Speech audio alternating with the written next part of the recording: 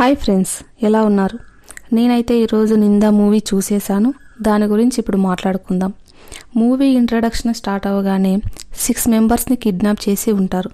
అసలు వాళ్ళని ఎవరు కిడ్నాప్ చేసి ఉంటారు, ఎందుకు చేసి ఉంటారు అని వాళ్ళలో వాళ్ళే మాట్లాడుతూ ఉంటారు.